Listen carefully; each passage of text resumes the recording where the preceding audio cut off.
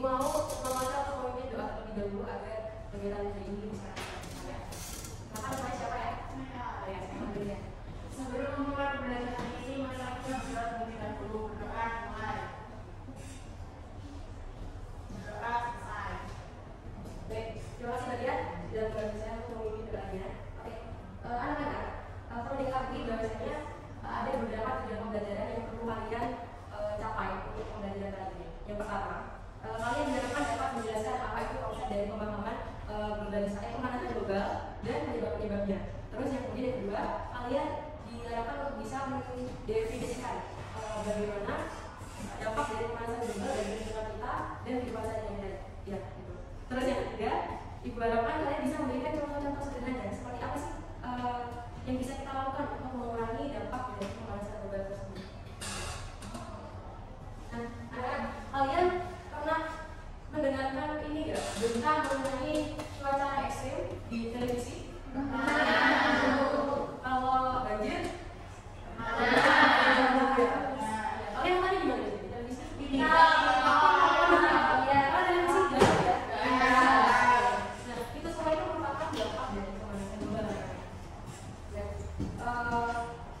Jadi apa yang kita pelajari ini akan bisa membantu kita memahami lebih dalam mengenai konsep dari fenomena tersebut. Oke, untuk itu Ibu kali ini juga akan menilai beberapa aspek selama belajar. Yang pertama, saya akan menilai bagaimana kalian menjelaskan konsep dari pemanasan global dan dampaknya.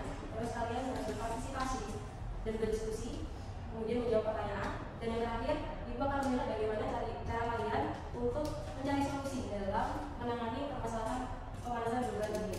Oke, sebagai acuan perlu diingat ya, kalian boleh nanti membaca terlebih dahulu lembar kerja yang Ibu berikan, dan jika ingin menambah wawasan, kalian bisa menggunakan internet, bisa buka HP, searching di HP masing-masing ya. Oke, baik. Kalau gitu kita balik topik. Sebenarnya pemanasan global ini sudah dibahas dulu pas SMP ya. Kalian masih ingat nggak mengenai pemanasan global? Ingat. Terus kalian masih ingat nggak sama gas-gas apa saja yang menjadi pemicu dari pemanasan global? Coba kalau ada yang tahu, maka CO2 Bu. Ya betul, ya. Apalagi? CO4 atau metana Bu. Oke betul. Ada lagi N2O Bu. N2O. Oke betul. Jadi semua gas-gas itu merupakan dari gas-gas yang memicu terjadinya emisi gas rumah kaca. Nah, gas-gas tersebut nantinya akan ke atmosfer dan mengalami pelepasan. Nah, ketika pelepasan itu terjadinya itu pelepasan di stratosfer. Ketika sampai di stratosfer atau molekul gas tersebut akan memecah menjadi atom klorin. Jadi mana atom klorin ini sangat reaktif. Karena saking reaktifnya atom klorin tersebut dapat memberi ozonnya. Jadi akhirnya terjadilah penipisan ozon seperti itu. Nah, untuk mengetahui status pemanasan global, sebelumnya kalian sudah ini ya pengalaman percobaan di pertemuan lalu mengenai pemanasan. Jadi untuk sekarang kita akan menindaklanjuti mengenai analisis dari data yang sudah kalian dapatkan tentang pemanasan ini. Jadi Ibu akan belajar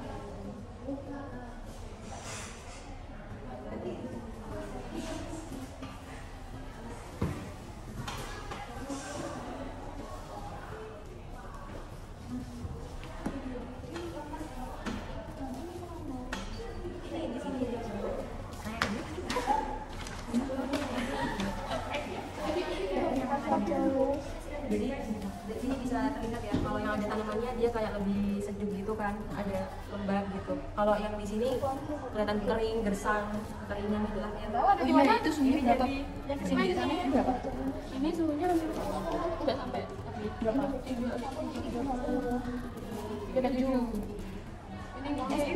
berapa? 38. Tadi mungkin pas aku diangkat. Tadi kan udah lama. Berarti seharusnya panasannya ini kan ya? Iya, panas ini. Ya benar, kan ini 37 nih 31. Yang 31 juga kan? Tadi yang awal itu ini 47, ini 47 ini 48 ini. Kok lebih? Iya, biar jangkarnya nggak kemana-mana. Iya.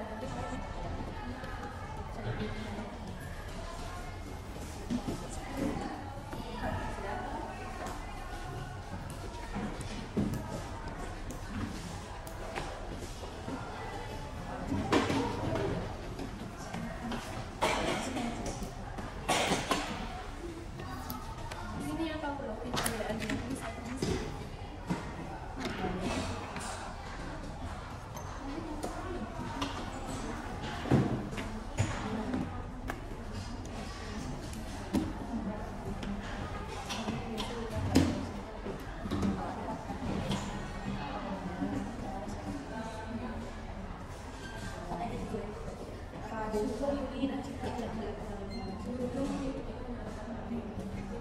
Ngomongnya selesai.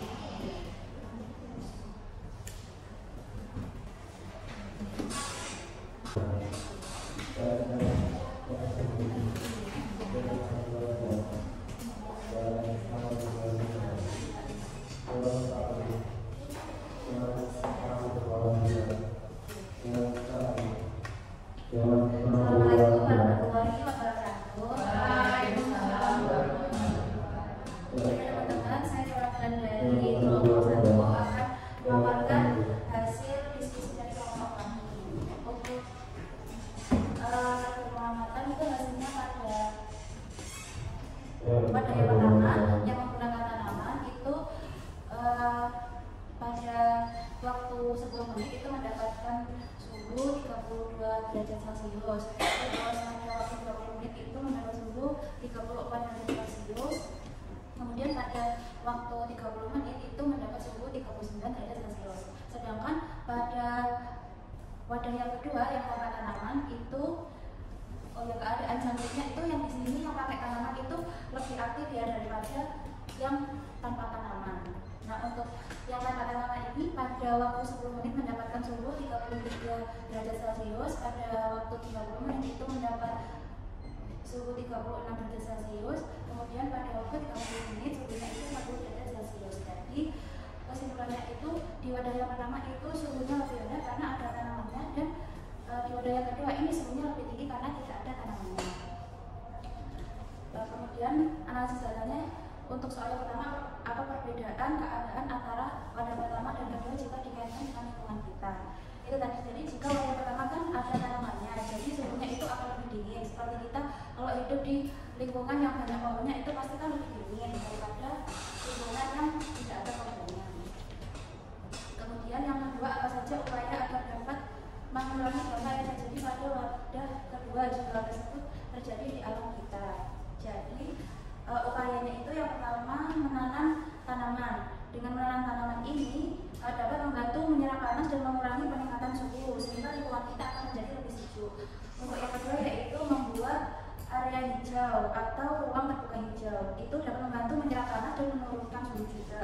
Yang ketiga yaitu menggunakan material yang hemat energi. Memilih bahan atau resep bangunan yang hemat energi seperti menggunakan atap yang berwarna putih seperti di atas kita. Kemudian itu dapat membantu mengurangi penyerapan panas di dalam bangunan dan di lingkungan sekitar kita. Yang keempat yaitu menerapkan desain lingkungan yang ramah iklim. Itu seperti pengaturan tata letak bangunan, orientasi dan ventilasi alami dapat membantu menurunkan suhu di lingkungan kita juga.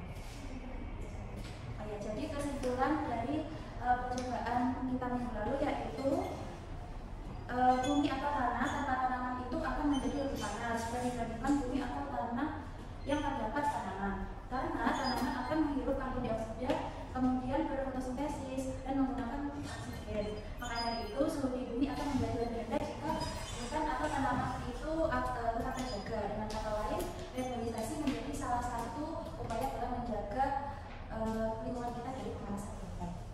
Terima kasih. Oke, jadi kembali di tangan bagian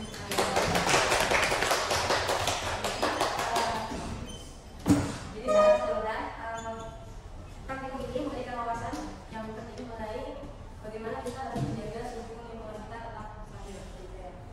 Oke, kalau itu kita bisa meneruskan ini solusi dari pemanasan global. Kita dapat melihat semula ada beberapa solusi pemanasan global. Yang pertama, kita bisa melakukan pengurangan emisi gas rumah kaca, kemudian energi terbarukan, penghijauan dan konservasi, kemudian pendidikan dan kesadaran lingkungan.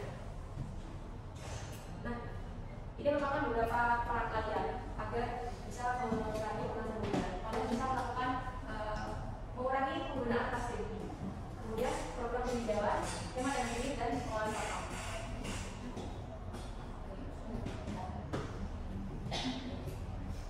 Kalau itu kan tadi diskusinya sudah selesai, Ibu kita kalian simpulan kembali dari apa yang sudah kita pelajari hari ini. Jadi apa yang ada nggak yang bisa menjelaskan apa itu konsep dari pemanasan global? Jadi pemanasan global itu atau global warming merupakan istilah yang membahas peristiwa kenaikan suhu rata-rata daratan, lautan, dan atmosfer bumi secara merata. Baik, lalu untuk penyebabnya itu apa juga?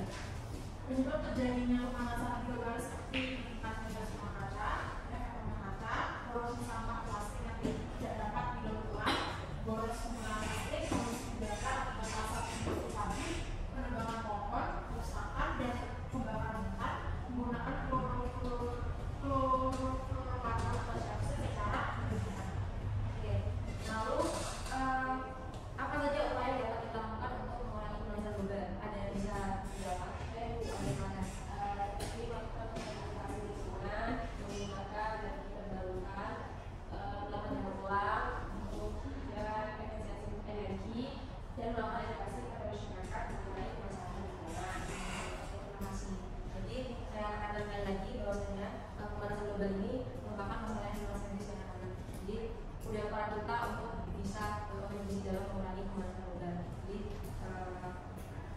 dari hal-hal yang sederhana aja deh. Mungkin dari mengurangi penggunaan energi, bukan berarti kalian bisa nggak menggunakan, tapi